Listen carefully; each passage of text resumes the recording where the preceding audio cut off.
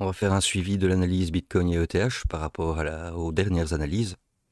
Bonsoir à tout le monde, c'est Valboy, on est le dimanche 8 février. Et encore merci de vous être de plus en plus nombreux à suivre et à me faire vos retours. Donc n'hésitez pas à un petit pouce, ça fait toujours chaud au cœur et ça rétribue et ça motive. Parce que moi mon objectif ici c'est surtout d'aborder un peu la pédagogie et là qu'on aille plus en profondeur sur les Shimoku que juste 5 lignes et que ça permet de mettre en exerce le travail aussi de Seb par rapport aux lignes de force, aux cibles étudiées dans les tomes et les originaux d'Osoda. Et donc de mettre toute cette pratique et ce langage Ishimoku peut-être un peu plus fun pour que le plus de monde puisse suivre et voir pas seulement sur, comme je vois beaucoup de vidéos, la météo d'après, quand tout s'est fait, mais au fur et à mesure des mouvements, et en tout cas au plus proche. C'est ce que j'essaye en tout cas de faire avec humilité. Donc encore merci à tout le monde d'être de plus en plus à suivre les analyses. Donc maintenant on va repasser, donc j'avais mis un sur X dans mes derniers posts. Donc la V qu'on avait donc vu que dans les dernières analyses qu'on devait prêter attention au niveau de la NT et la V, mais qu'on était tellement fort qu'il pouvait avoir de l'excès et que on serait plus proche de la V. Donc là maintenant qu'on a atteint une cible dont on avait vu en décomposant les mouvements. Et on va voir maintenant donc le travail par rapport à cette V. Donc ici je vais aller directement en daily. Et on a donc cette vague dominante qu'on voit là maintenant depuis plusieurs analyses. Pour les nouveaux qui suivent la chaîne, vous pouvez revoir, c'est à peine 8-10 minutes, ne fût-ce que les 3 dernières vidéos sur le fin janvier. Et donc on voyait cette onde dominante qui nous amène donc à cette date importante ou autour de cette date, c'est-à-dire entre fin février et début mars, et de prêter attention à cette influence qui pourrait continuer jusque dans cette date-là. Et on avait donc vu à la dernière analyse, on était arrivé au fait que, vu la force du mouvement et du prix par rapport aux lignes de force, qu'on pouvait déjà cibler un peu plus bas que la NT que je privilégiais, vu qu'on n'avait pas fait le 50% avec le point C. On privilégiait un peu plus la NT, mais quand on est arrivé donc ici dans cette descente et cette baisse, on avait suivi sur des sous-structures qu'on pouvait aller beaucoup plus bas. Ici donc le H4, qu'on pouvait donc descendre un peu plus bas et que souvent les 2 N en cas d'excès sont des niveaux intéressants et importants. Donc tout ça on avait vu à la dernière vidéo. Je vais me remettre en daily avec Ishimoku maintenant. Je vais remettre l'onde principale. Voilà. Et donc là maintenant, ce qu'on peut voir et ce qu'on s'était dit à la dernière vidéo, c'est qu'on avait le temps pour revoir tous les équilibres dans le bon sens, pour vraiment revalider une hausse. Et ça, en daily, en tout cas dans cette unité de temps, on voit que la Shinku arrive maintenant sur le sommet du point C, donc au niveau du point C, et que maintenant elle va devoir, pendant un petit temps, absorber cette forte baisse dans la mémoire de son passé. Donc on va avoir encore du temps là maintenant où on peut avoir une pression baissière qui peut s'installer pendant pas mal de temps, et on peut déjà estimer un temps ici, donc j'ai préparé donc un temps entre la Shinku et son point le plus bas qu'il a fait sur la bougie d'aujourd'hui, enfin ce soir, ce qui nous amène donc au 3 mars. Donc on arrive toujours dans ces dates-là, fin février, début mars, avant que la Shinku redépasse donc son point bas ici. Donc déjà ça, c'est un indice. Avant que les équilibres se remettent dans le bon sens, on sait déjà qu'il y a déjà ce temps-là jusque début mars.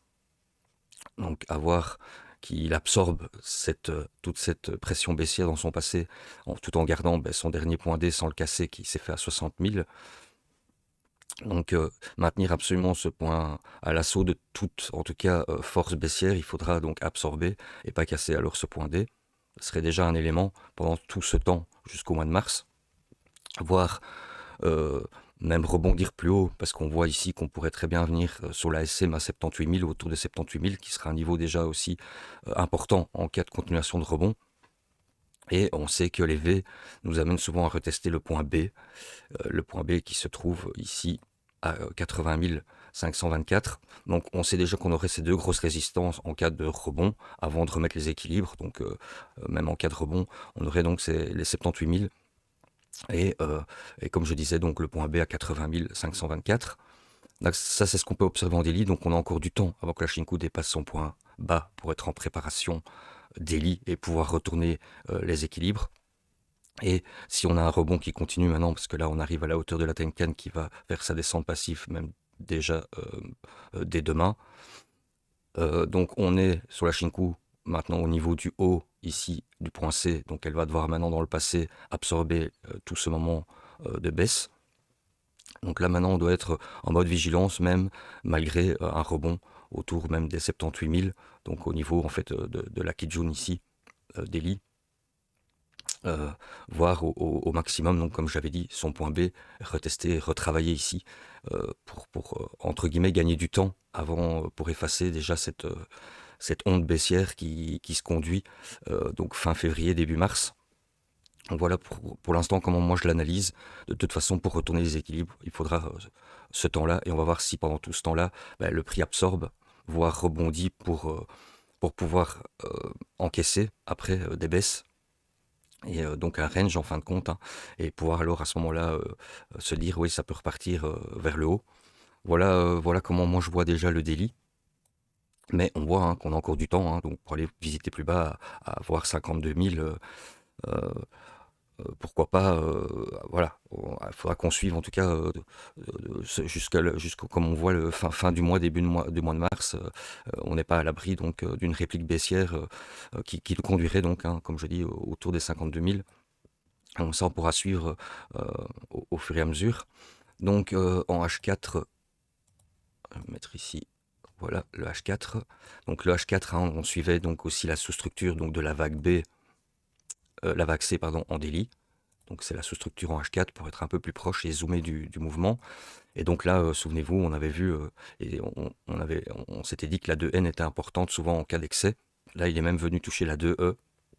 Et donc ici, dans la théorie de cette sous-structure, il aurait l'occasion de venir donc dans cette zone de 78 000, donc comme je vous avais dit en daily, on aurait déjà, en cas de rebond prolongé, une zone ici de résistance à étudier en cas de rebond sur les 78 000 qui pourrait être possible, hein. Euh, En H4, on voit que la Shinku, ce qui est quand même assez positif, c'est qu'on a ce croisement du Kinkoyo. Donc ça c'est quand même assez positif, mais on a encore une descente pour l'instant passive de Kijun qui pourrait encore faire retester plus bas. On a encore du temps pour le H4 ici, donc la ligne de prépa H4 jusqu'au mardi.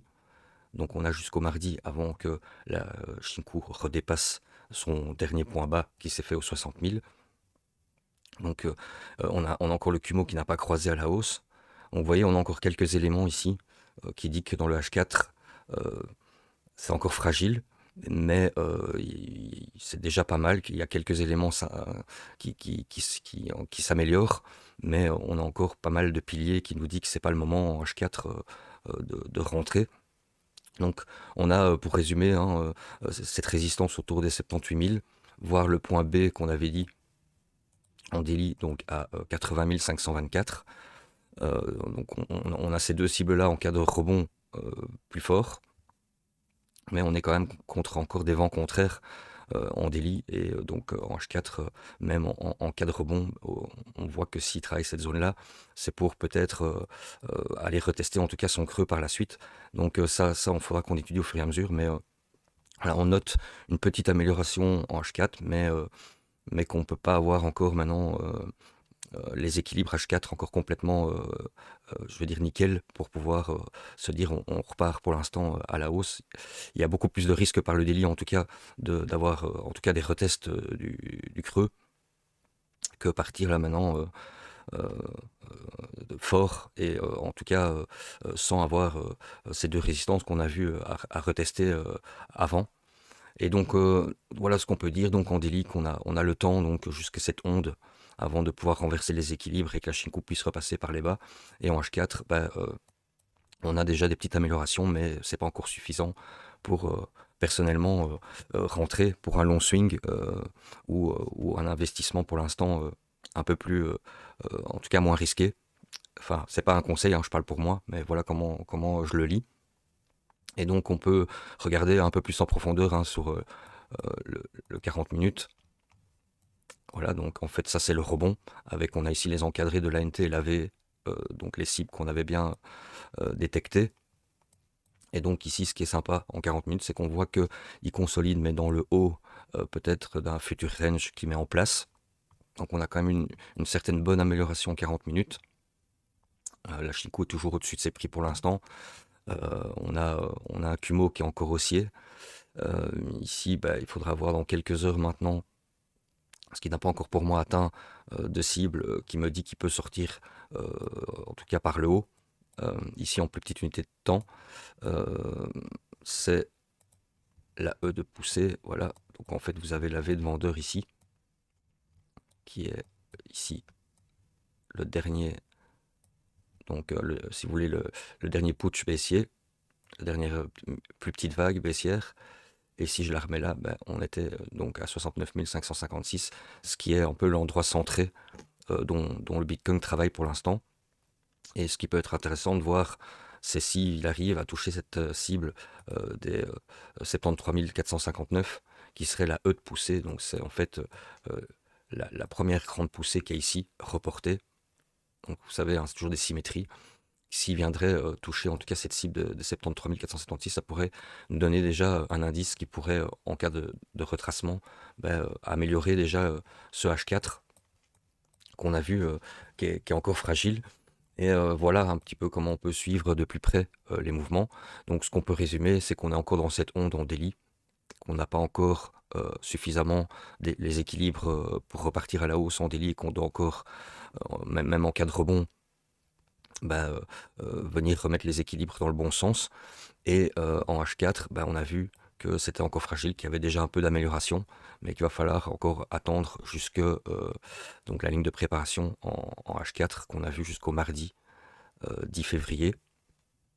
Donc voilà ce qu'on peut noter pour l'instant. Il faudra qu'on suive donc déjà mardi jusque fin de ce mois-ci, avant de peut-être réinvestir pour ma part et de partir sur des longs swings. Maintenant, on peut regarder sur ETH en daily. Donc ETH, hein, on avait aussi cette vague en 3 temps et on avait ces cibles que je vous avais encadrées, la NT et la V, dont il est venu parfaitement donc, dans cette zone. Maintenant, comme BTC, il a encore du temps sur cette onde, hein, donc on n'est pas à l'abri de revenir visiter plus bas. Donc aussi la même chose hein, jusque début mars. Donc on pourra suivre ETH un peu comme Bitcoin. On voit ici un Candeli, on a encore aussi du temps comme Bitcoin avant que Sachinko revienne passer son dernier point bas. Et on a voilà pour l'instant toutes les lignes qui sont quand même assez encore baissières. Donc on va suivre, mais on se dit que c'est comme Bitcoin, on a encore tout ce temps de ce mois de février pour voir comment les équilibres ou si Bitcoin et ETH vont visiter plus bas. Donc prudence, encore un peu de patience et on se dit à bientôt. Ciao ciao.